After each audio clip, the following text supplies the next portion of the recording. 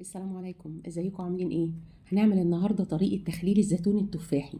ده اوانه، الموسم بتاعه موجود دلوقتي ومالي السوق. تعالوا نعمله مع بعض بأسهل طريقة. هيطلع معاكي مظبوط من غير نقع، ويقعد معاكي من السنة للسنة ان شاء الله. وبعد شهر تقدري تفتحي وتاكلي منه احلى زيتون بيتي معمول جوه البيت بنظافة، أحلى من أي مكان ممكن تجيبيه من بره. وهقولك كمان على خلطة وتتبيلة تقدري تعمليها وتحتفظي بيها في التلاجة، ونقدر نعمل منها وصفات كتير. يلا نبدأ، بسم الله. عندي 2 كيلو من الزيتون التفاحي، اتغسل كويس وتصفى، وبالسكينة بتعملي فيه زي فتحة أو شق كده. ده بيخلي التتبيلة بتدخل جواه وبتديله طعم جميل. وعندي هنا كيلو من الجزر، أنا فرمته في الكبة، تقدري تبشريه. ودي راس توم مفروم على ال2 كيلو. 5 معالق كبار من العصفر، 5 معالق كبار من حبة البركة، كوباية ونص من عصير الليمون، كوباية خل، نص كيلو من الفلفل الشطة المفروم، 4 حزم من الكرفس مغسول متقطع، وعندي الملح. أول حاجة هبتدي أجهز التتبيلة. هتجيبي طبق أو حلة كبيرة عندك، هضيف الأول عندي كمية الجزر. زي ما قلتلك انت ممكن تبشريه، أنا هنا عملته في الكبة. وبعدين هبتدي أضيف عليه الفلفل الشطة، وهكون مجهزة عندي الكرفس هضيفه على التتبيلة. وأفضل حاجة للزيتون المخلل ان انت تستخدمي معاه الكرفس، بيديله ريحة وطعم في منتهى الجمال، افضل من استخدام الكزبرة بكتير. هقلب التتبيلة كويس مع بعض، وبعدين ارجع اضيف عليها بقية المكونات اللي عندي، بس احاول اقلب كله مع بعض. بصي ما شاء الله الالوان وريحتها كانت تحفة، ولسه كمان لما تضيفي عليها بقية المكونات. هبتدي احط عندي عصير الليمون، وبعدين هضيف كوباية من الخل. وما تقلقيش، عصير الليمون مع الخل مش هيهري الزيتون، انت عندك اصلا الزيتون بيبقى فيه مرارة.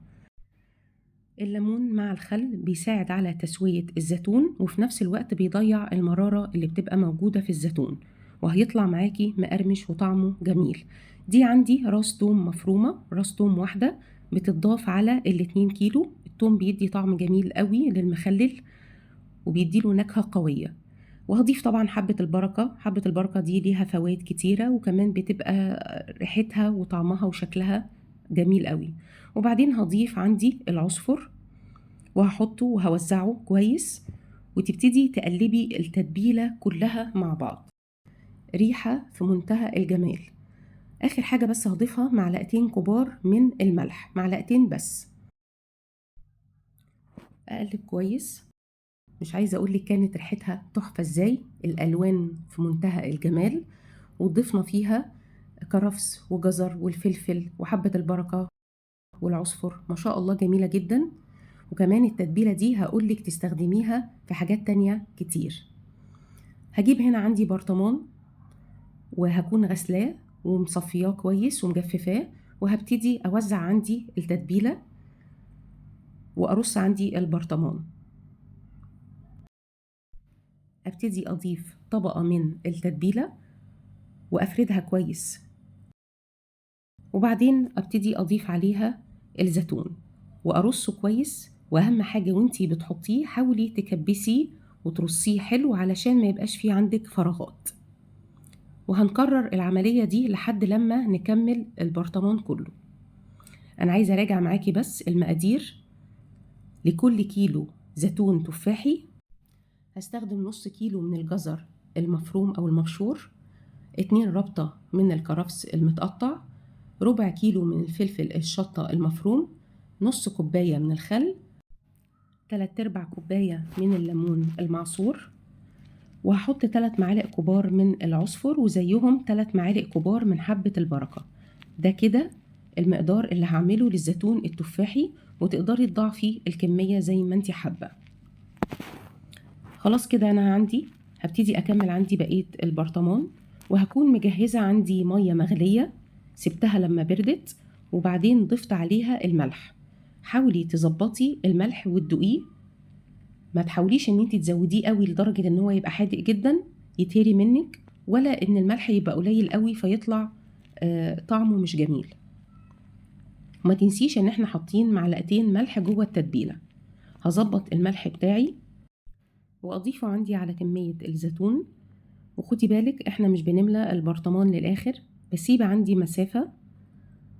هنا خلاص انا تقريبا هحط اخر طبقة من الزيتون، وزي ما قلتلك بتكبسيه وبترصيه كويس علشان ما يبقاش عندك فيه فراغات. وبعدين هضيف عندي اخر طبقة من التتبيلة. وبالنسبة لليمون اللي احنا عصرناه، طبعا مش بنرمي القشر بتاعه، انا باخده بستخدمه وبرصه عندي على وش البرطمان وبحطه وبرصه كويس. طب ده فايدته ايه؟ ده بيمنع تكون اي ريم ولا يخلي عندك الزيتون يسود ويحافظ عليه. هكون مجهزة عندي المية المغلية المضاف ليها الملح، وابتدي ان انا احطها على كمية الزيتون. البرطمان ده سعته 2 كيلو، خد معايا حوالي 3 كوبايات ونص من المية المغلية ومضاف عليها الملح، مش بملاه للآخر. وبعدين هضيف قشر الليمون واحطه كويس واحاول ان انا املى الوش بيه. ده بيحافظ على الزيتون وبيخليه لونه جميل ومش بيسود معايا ولا بيتكون عندي اي ريم ولا اي طبقة.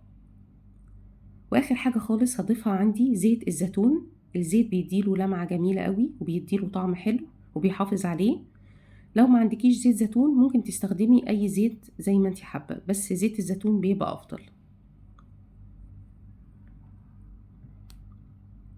هضيف الزيت وبعد كده هقفله كويس قوي.